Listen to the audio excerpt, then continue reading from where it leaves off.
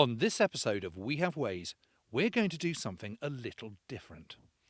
We thought we would introduce you to a podcast we really enjoy called Short History of by Noiser.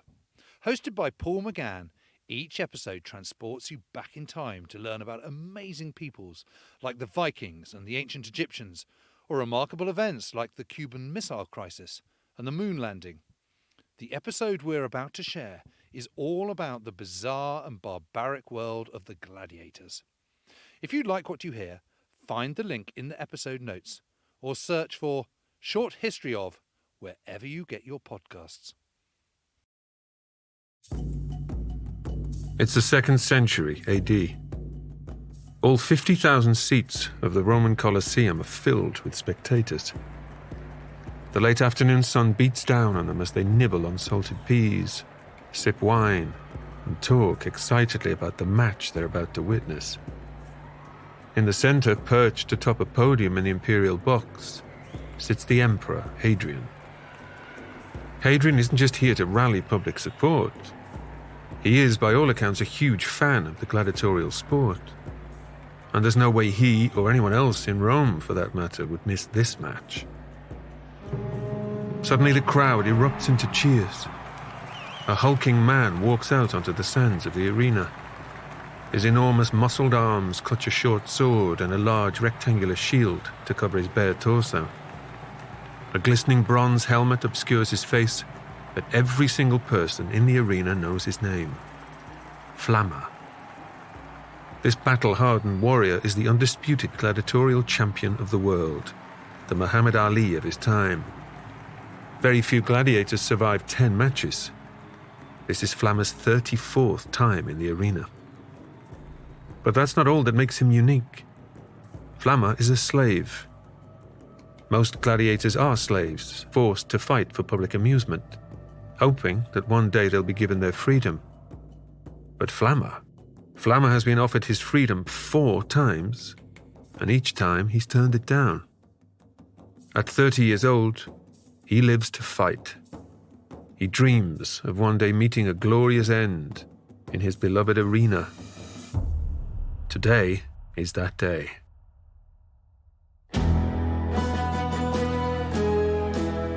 My name is Paul McGann, and welcome to Short History of, the show that transports you back in time to witness history's most incredible moments and remarkable people. In this episode, we'll take a trip to ancient Rome and its empire. Prepare to enter the arena. This is a short history of the Gladiators.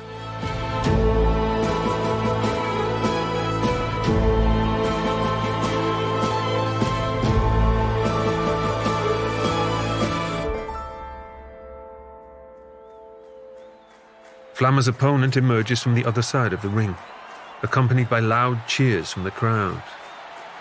In his right hand, he brandishes a trident. In his left hand, a net. He wears no helmet, carries no shield. This fighter sacrifices protection for speed. Flamma knows he must move fast before the weight of his own armor gets the best of him. He attempts to corner his opponent, making quick stabbing motions with his sword. The crowd goes wild, chanting his name. But then the opponent throws his net. Usually Flamma has no trouble dodging this tactic, but today it's different. Today he gets caught. Desperate, he tries to cut through with his sword. But his helmet obscures his view. His opponent raises his trident into the air before ramming it straight through Flamma's neck. People in the crowd scream. Some of his admirers begin to sob. Even Emperor Hadrian is visibly shaken.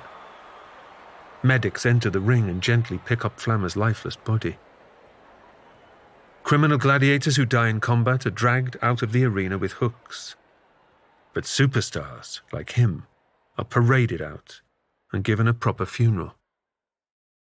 His friend and frequent opponent, Delicatus, purchases a proper tombstone for his burial.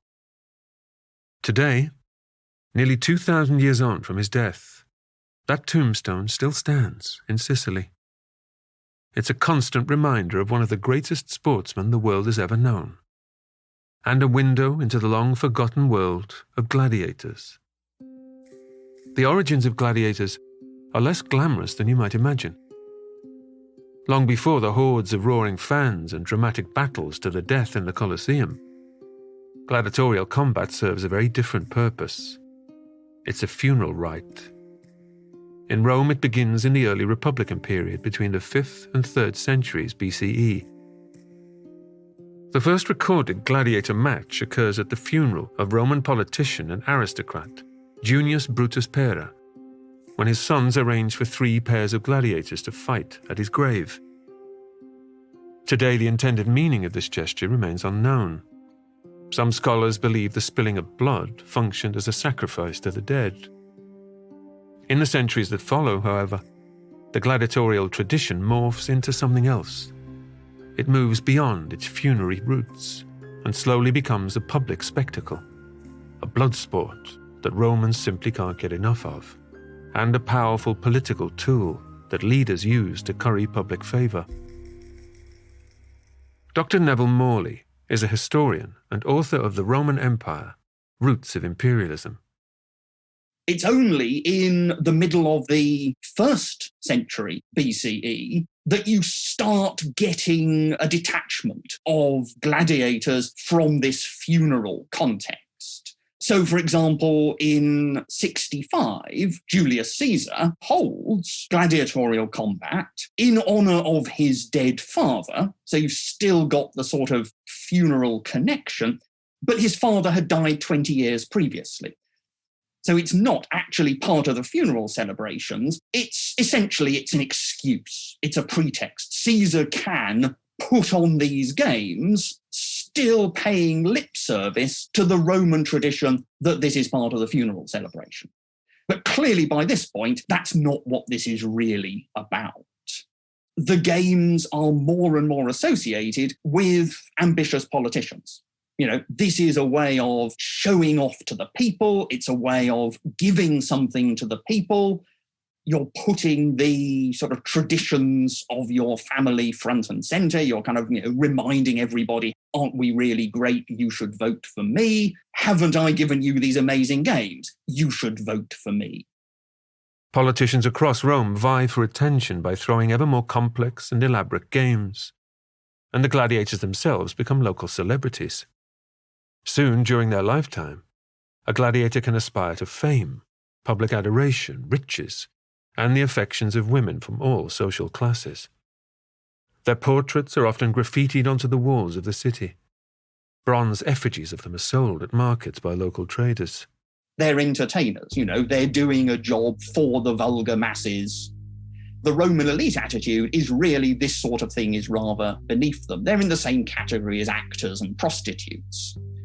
Where we hear about sort of the fame of gladiators is much more tombstones, which do go into detail about the number of victories they had and so forth, and graffiti. So you do see, say, in Pompeii, people writing on the walls about gladiators. And sometimes that's essentially, talking about the betting odds. Sometimes it is a sort of, an expression of so-and-so is absolutely fantastic. That gives us the impression that these people are, kind of celebrities. They are known, or at least, the most famous of them are known. But it's one of the points where we can see something of the life of the mass of the Roman population. And at any rate, the impression we get is they can be very keen on gladiators. Despite their popularity, gladiators largely come from the lower echelons of the Roman social order. Some of the earliest are prisoners of war.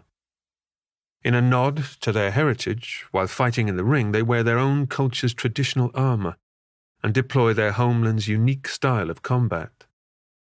But as the demand for gladiator matches grows, Rome begins sourcing fighters from other parts of society. Criminals are sometimes sentenced to fight in the arena, a punishment some might view as preferable to the alternative. Typically, condemned lawbreakers are publicly executed by burning, crucifixion, or eaten alive by wild animals. At least, as a gladiator, they have some chance of survival. The same can be said for slaves. During the height of the gladiators' popularity, runaway slaves, or those who displeased their masters, can be sold to gladiator schools for money. The nature of life in the Roman slave class varies wildly. Some slaves can become respected members of society as doctors, teachers, and senators' aides. But the life of the typical slave is miserable. They are classified as property and can be beaten, tortured, and sexually assaulted at will. Many die from starvation and exhaustion. The punishment for disobedience is often crucifixion, and becoming a gladiator surely beats that. If you are a gladiator, whether you've been enslaved, whether you're a criminal, there is the distant prospect that if you survive long enough, if you're successful enough, you might actually win your freedom. So we know of gladiators who, I think it's, if you serve 5 years without getting killed, then you can retire. Successful gladiators might be given their freedom earlier. So we do know of people who, say, managed 3 years, and because of their success, you can actually get time off for good behavior. So you've got that as a possibility. If you're successful, we hear of gladiators who are showered with gifts, who have groups of admirers. That side of things, you could say, okay, it's better than being stuck down the mines where you're probably never going to get out. It's maybe better than being on a chain gang somewhere in the remote countryside where your prospects of ever getting freedom are probably zero. On the other hand, it's always worth keeping in mind, this is a punishment. Being sent to the gladiator school is not any sort of reward. This is something you do with criminals. Indeed, the lives of even the most adored gladiators are filled with hardship. In spite of their fame and their seemingly glamorous lifestyles, they're forced to train, often against their will, in gladiatorial colleges throughout Rome. The oath that they're obliged to swear speaks to the torments they'll face during their time in the arena. I will endure to be burned, to be bound, to be beaten, and to be killed by the sword. Daily life is difficult, monotonous, and more often than not painful. In the morning, gladiators are released from their cells and brought to the school's practice arena. They're given wooden weapons and begin a long session of arduous training. Professional instructors, typically former gladiators who've earned their own freedom, teach them how to fight in the style to which they've been assigned. You see, not all gladiators fight in the same way or use the same weapons. There are many different classes of fighters that are pitted against one another. There's something like 20 different types of gladiator we know of from different sources. And it's partly, literary descriptions or graffiti again. It's partly images. And the assumption is, again, it's kind of competition, that gladiatorial combat starts being more interesting when you have a matchup of different kinds of equipment. So the standard gladiatorial combat is not 2 people with exactly the same weapons and armour, but it's 2 people with completely different weapons and armour. Is it an advantage to have a longer weapon or a shorter weapon? How does this balance out? It probably makes the betting more unpredictable, more interesting. It becomes, of course, a way of making your games different. You can say, aha, a type of gladiator never before seen. For example, one of the most famous types of gladiator is the murmillo, which literally means fishman. He wears a large bronze helmet adorned with a fish fin at the top and feathers on the side. In his left arm he carries a long, straight sword. In his right he holds a large shield, which protects him from his neck to just below his knee. This shield can be a major asset in a battle, but it's also very cumbersome, weighing between 13 and 25 pounds. As a result, murmillos move more slowly, relying on protection rather than speed. To make the fight interesting, they are pitted against faster-moving gladiator types that carry smaller shields and lighter weapons. The murmillo's sworn enemy in the arena is the Thrax. The Thrax gladiators appear around the same time as the murmillo in the 1st century BCE. They take their name from the recently conquered territory of Thrace, in what today is Bulgaria. In fact, the earliest gladiators of this type are captured Thracian warriors. They carry a short, curved dagger called a sika and a small rectangular or square shield. Both the Thrax and the Murmillo are wildly popular gladiator types. Each has a loyal fan base that swear by their fighters' superiority. It's reported that the Emperor Domitian, a fan of the Murmillo gladiator class, has a man thrown to the dogs just for speaking favourably of a Thrax. By the 1st century AD, the Retiarius, or Netman, has appeared. This fighter carries a long fisherman's trident, a dagger and a net, and wears no armour. He is almost always paired with a secutor gladiator. One of the most famous secutors of all time is Flamma. Then there are rarer types of fighter, like the Lachearius, who uses a lasso to take down his opponents, or the Sagittarius armed with a bow and arrow. After training in their school's arena, the gladiators are fed and watered and, if necessary, receive medical attention from one of the institution's doctors. Some schools even provide masseurs, much like those used by modern-day professional athletes. Gladiators have enormous value in ancient Rome. They can be sold to other schools or rented out for matches for large sums of money. So it's important to keep them in peak physical condition. The man in charge of making sure that his school has the best, most profitable gladiators is called a lanista. The lanista runs his school as a business. He's in charge of acquiring gladiators, managing their training, and selling them or renting them for shows. At times, lanistas can be sadistic and tyrannical, ruling over the enslaved men with an iron fist. Take, for example, Lentulus Batiatis, the lanista of the Capua school in south-central Italy. Batiatis is described by Plutarch as a cruel man who pushes the gladiators he trained too far. One of these men will become the most famous gladiator of all time, a fearsome warrior who has become the symbol of rebellion the world over. Spartacus. Spartacus is the gladiator who rebels, or at least he's the gladiator who rebels successfully and spectacularly.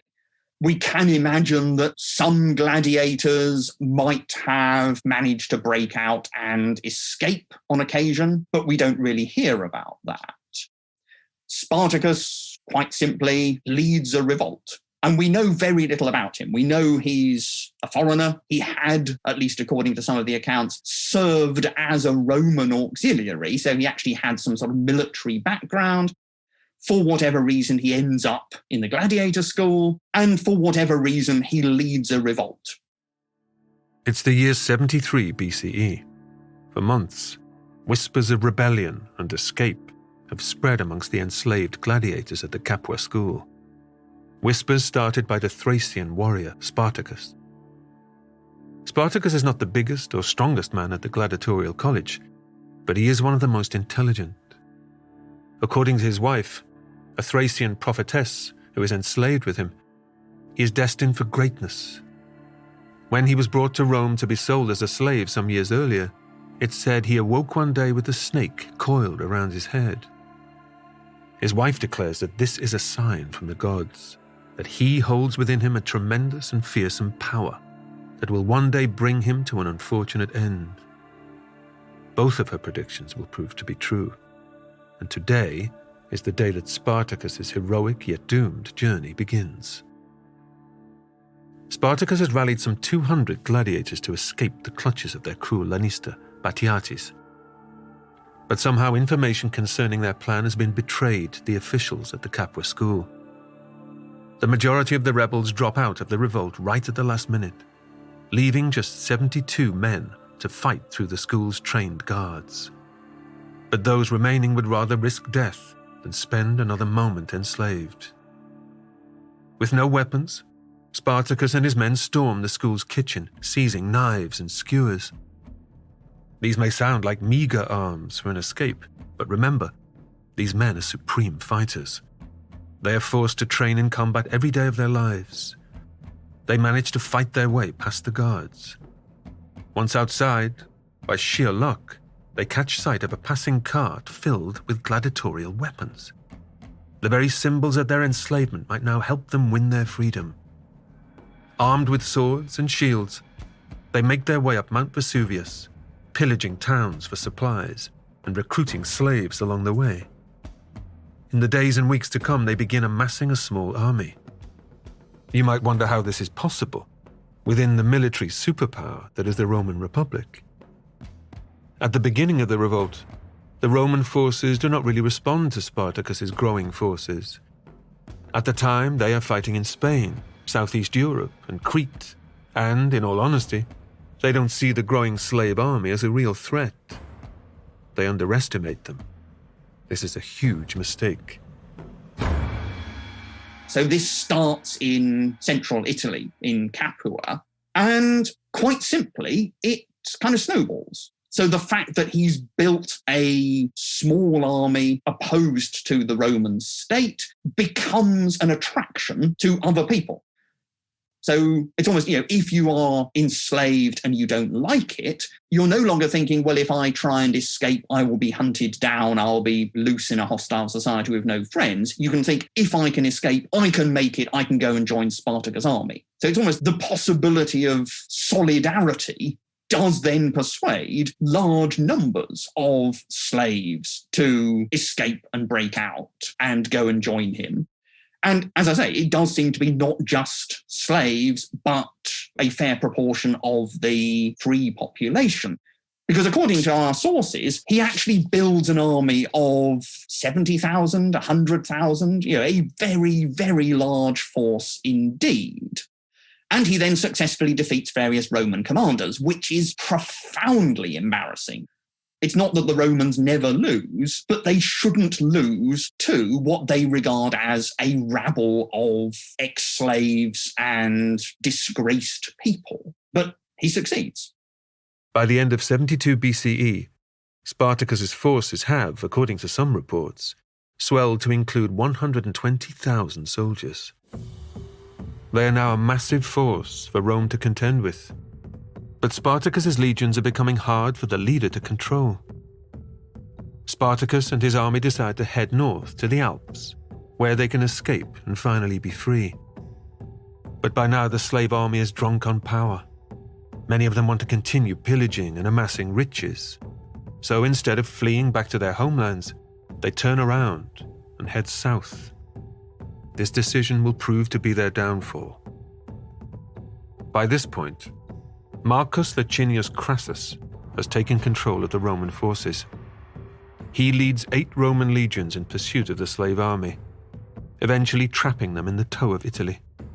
Spartacus then heads back south again. There's the suggestion that he planned to cross over to Sicily, that he was going to lead at least some of his followers over into Sicily, and that would be a practical plan to take over Sicily and then hold it against the Romans. Whereas, as long as you are heading up and down Italy, the Romans sooner or later can get an army together and defeat you. You haven't got anywhere that you can really sort of consolidate and defend.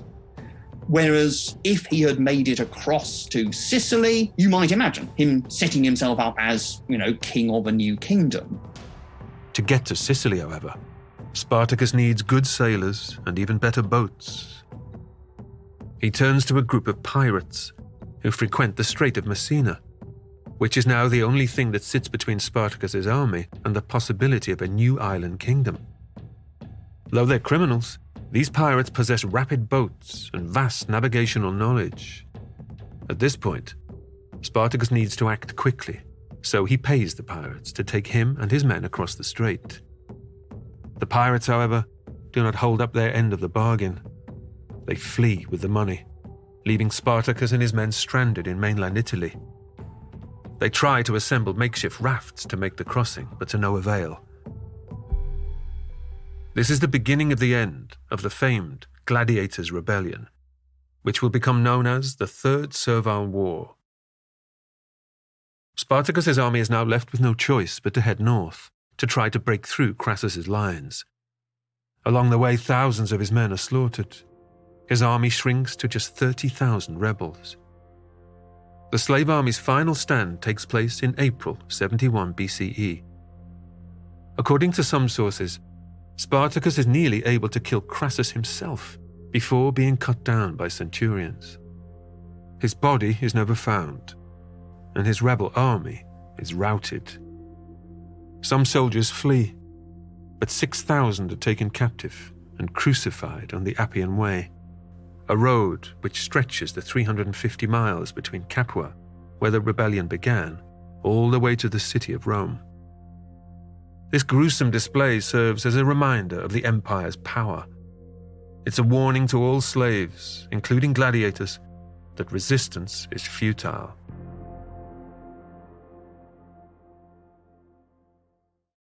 Spartacus's rebellion does nothing to quell the popularity of gladiator games, it must be said. In fact, demand for the sport continues to skyrocket, with permanent stone amphitheatres cropping up across the Italian peninsula. By the 1st century AD, gladiators are in such high demand that even free Roman citizens begin volunteering to fight in the arena. In doing so, they are choosing to risk a violent death. For them, it seems that's a risk worth taking. It's really bizarre. Generally, we would assume that it's a way of making a living when maybe you can't. So essentially, there are some freelance gladiators, so to speak. So there are Romans who go into this as a profession, who find a trainer, if not a manager, and who will then get hired for gladiatorial combats. So, when someone is putting on a big show for a funeral or whatever, it's clear that there are people who are in charge of organising things.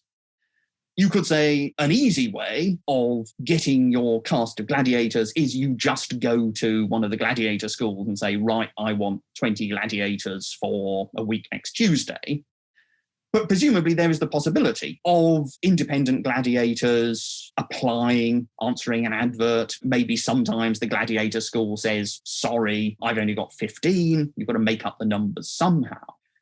And the guess would be that these people don't have to do it, but maybe it's a way of making a living. For some people, the idea that you would put your life on the line in that way might actually be an attraction. I suppose particularly as, back in the Republic, if you were a ambitious, over-adrenalized young Roman aristocrat, then you have got the opportunity to go into the army and go and sort of slaughter Gauls for your thrills. Under the Principate, there's rather less of that sort of opportunity. It's almost, you've lost the excitement of the expanding empire. You've lost the opportunity to head out onto the frontier. You get your kicks by going into the arena. But this is very much speculation. Around the same time, the gladiatrix, or female gladiator, begins appearing in the arena. Some of these women are volunteers, lured perhaps by the promise of fame, or simply the prospect of making an independent income. Not much is known about the ways in which these warrior women fight. However, it appears that while many gladiatrix bouts were serious battles, others were designed to provide comic relief. For example, Emperor Domitian held a game in which a gladiatrix fought several dwarves. Perhaps the most scandalous instance of women taking part in gladiatorial bouts comes during the reign of the tyrannical Emperor Nero in the mid-1st century AD. For his amusement, he forces upper-class ladies to perform as gladiators or beast hunters. He laughs from his podium as the untrained women tried desperately to survive on the sands of the arena. But the strangest volunteer to ever enter the gladiatorial arena is Emperor Commodus. Commodus is a deeply unpopular emperor who rules Rome until his assassination in 192 AD. You might recognize him from the movie Gladiator. During his reign, Commodus becomes a megalomaniac and refers to himself as Hercules Reborn. To prove his godlike strength, he chooses to fight in staged gladiatorial bouts. Commodus is another of these bad emperors where we're given a very powerful image of why he's an evil tyrant, which we can't necessarily believe much, if any, of it. but Commodus is portrayed as fighting in the arena against opponents whom he was bound to beat. So wounded soldiers, or indeed random people taken out of the crowd. There's a line about Commodus in the writer Herodian, which says he won all of his gladiatorial contests because they all submitted to him and he only wounded them. So in other words, he won because he was emperor, not because of his skill or anything like that. But of course, the impression he wanted to give was, look at me, I am the greatest, no one can beat me. Commodus is completely ignoring all of the sort of the unwritten rules about how an emperor should behave. He's degrading himself by going into the arena, and he's not even doing it properly. He's setting himself up as this great swordsman or whatever, but actually no one's going to dare wound him, because actually if you did fight properly, you would be definitely dead. The gladiatorial sport reaches unprecedented heights with the construction of the Colosseum in Rome. Inaugurated in 80 AD, this 50,000-seat megastructure uses the latest technology to make the gladiatorial games truly awe-inspiring spectacles. You've got all sorts of elaborate mechanisms for winching animals up to the surface from underneath the stage. There's a whole complex of places you'd have kept animals, places you'd have kept different sorts of equipment. You can start putting on almost theatrical spectacles as part of the show. And there is always this competition as to who can stage the most dramatic, elaborate, memorable, huge, expensive, whatever. Every person who puts on the games is competing with everyone else. Gladiator games are often all-day events at the Colosseum. Picture the scene. 50,000 spectators packed into the amphitheatre seats. Suddenly music in the air. The crowd grows excited. The parade, which inaugurates each match, is about to begin. The emperor enters the arena to wild cheers and applause. He's led up to the imperial podium. Then out come the superstars of their day. The gladiators, all decked out in their armor, stride across the sands. Next are the venatores, or beast hunters, followed by the criminals, who will be publicly executed for the crowd's amusement in the afternoon. Once the procession is finished, the animal show begins. Wild and strange beasts from all over the empire are unleashed onto the sands. Sometimes they fight one another. A lion will battle a tiger. A bear will go up against a fearsome rhino. A leopard's claws might clash with a wild boar's tusks. They will also be hunted by the venatores, who use bows, spears, and whips on their quarry. The animal shows end around midday, at which point the public executions begin. The condemned criminals and prisoners of war are burned alive, crucified, or executed by the gladiators. At times, the killing is far more creative. It's not a matter of just bring the criminals out into the center of the arena and execute them. It's precisely where, we have this idea of Christians being thrown to the lions. So you put the prisoners in the arena with a bunch of hungry lions or other animals and expect them to get eaten, because, of course, you have not given the prisoners anything to defend themselves with. Or you can have spectacular forms of execution. I mean, it's one of the reasons the Romans are deeply disturbing people, is the ingenuity they would put into thinking, how can we kill people in a spectacular, entertaining, original manner? Finally comes the moment that everyone has been waiting for: the gladiatorial combats. This portion of the day is organized into different events.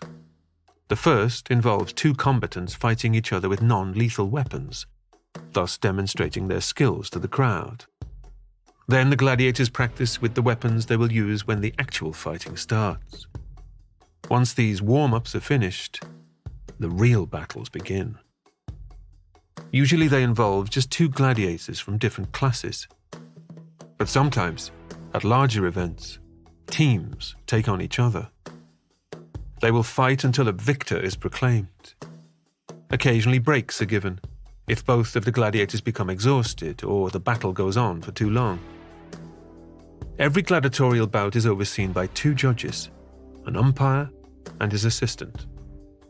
They make sure that none of the rules are broken. The umpire can strike a gladiator with a stick if a rule is broken, or, as is sometimes the case, the gladiator refuses to put on a show. If the rules are broken repeatedly, then the gladiators are whipped or even burned with red-hot pokers. Contrary to popular belief, not all matches end in death. They're extremely perilous, but slightly less deadly than you might assume.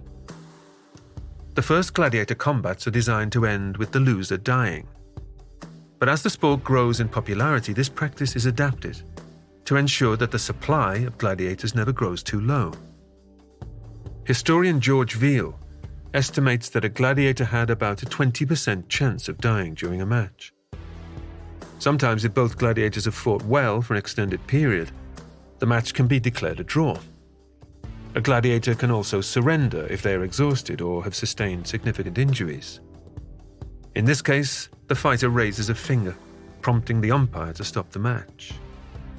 However, if a gladiator is thrown to the ground or loses his weapon, he will find himself at the mercy of his opponent. His fate is now in the hands of the jeering, bloodthirsty crowd. Evidence suggests that typically the crowd will plead with the emperor to spare his life, especially if the fighter is a fan favorite. But sometimes, if he has not performed to their satisfaction, the crowd will turn on him. This is the moment of truth that every gladiator dreads. The thumbs up or thumbs down. Listening to the boos and insults from the masses, he must look to the emperor, staring down at him from the podium. The emperor holds his thumb out in the middle, listening to the reactions from the crowd. After some hesitation, he dramatically thrusts it downwards. Now the defeated gladiator must face his death with honor. He places his hands on the blood-soaked sands in front of him and awaits the final blow from his opponent. As his body is carried away, the winner receives his reward, usually a palm branch, occasionally money. If this gladiator has won a great number of victories, he will be given a wooden sword or rudis, which symbolizes his freedom. Finally, the victor runs a lap around the arena, while the crowd roars in approval. Questions remain to this day as to why the Roman people chose to entertain themselves by watching such horrific displays of violence. For some people, it's a sign of the innate baseness of humans. That, actually human beings, given the opportunity, would take pleasure in seeing people violently hurting and killing one another for pleasure. So that's kind of the negative view of human nature, is that actually this is just sort of in the same category as people going along to watch public executions or people watching bear baiting or something like that, violence is titillating, and actually human-on-human violence is even more titillating. But then there are other theories which make it more specifically about the Romans. So why do the Romans go for this? Certainly on a much greater scale than anyone else does. And there is a suggestion then that this is kind of bound up with empire, that almost what we are getting in the arena is the symbolic depiction of Roman superiority. That, as far as the Romans are concerned, they have the power of life or death over all of the inhabitants of their empire. This just puts it all on display. Or that, there is something about the Roman psyche, the extent to which they do seem to be a particularly violent people. They do seem to have some particularly toxic ideas of masculinity that, this is what drives it. And the simple answer is we don't know. They do this. And it's one of these things, there are multiple factors. It's driven by Roman politics and competition between different members of the Roman elite. But that's because there's a popular demand for this, that this is something which people want to see. Whatever the reason, the games begin to dwindle in popularity. New forms of entertainment begin to overshadow gladiatorial bouts. Christianity becomes Rome's official religion with the rise of Constantine the Great. Attending the games is increasingly frowned upon. The games become less popular really over the course of the 4th century, but it never seems to be for kind of humanitarian reasons. It's not that people suddenly think, oh, actually, it's a terribly bad thing to have people killing one another for our entertainment. The main thing is just they become expensive, or rather, they've always been expensive and there's now less money around for putting them on. I mean, there is a certain amount of, I suppose you could say, ethical discussion, but almost all of it focuses on why the games are bad for the spectator, with the idea that it kind of coarsens the spirit to gain pleasure from watching such things. That, what is wrong with gladiatorial games is that people are becoming excessively excited. They are feeling bad emotions. The idea that the ethical problem is the violence itself, even Christian writers don't really worry about that. It's almost that's taken for granted, but if you are a Christian, you should not be taking pleasure from this sort of thing. The Emperor Constantine, who is, of course, the first emperor to make Christianity completely legal and present himself as a Christian, he passes a law in 325 which forbids the games, or certainly forbids punishing criminals by sending them to the gladiatorial schools. So he says all criminals should be sent to the mines. But we've got plenty of evidence that the games carry on for another century or so. And it does seem that it is the cost, and maybe just a kind of fashion, that more and more the emphasis is instead on chariot racing in particular, and other sorts of spectacles. Gladiatorial combat, people seem to be less bothered about it. Over time, the gladiators disappear. After the Western Roman Empire begins to collapse in the late 4th century AD, the Colosseum falls into disrepair. It crumbles due to a combination of earthquakes and neglect. Mere shadows of the gladiators' time in the arena remain. Frescoes, mentions in historical texts, graffiti scribbled on the walls of Pompeii, decrepit tombstones throughout Italy that impart their tales. But across the world, similar blood sports endure to this day. Bullfights that look a lot like the beast hunts at the Colosseum are still held in amphitheatres in Spain. And in boxing and mixed martial arts, it's clear there is still an enormous public appetite to watch men and women engage in violent battles. Above all, the gladiators have endured as cultural figures portrayed in film, television, and literature. It seems that even thousands of years later, the call of the arena endures. In the next episode of Short History Of, we'll bring you a short history of the Cuban Missile Crisis. One would have to say it is the closest that the world has ever come to nuclear destruction. So many slight instances where a decision made the other way in the flick of an instant might have set off a war. That's too close.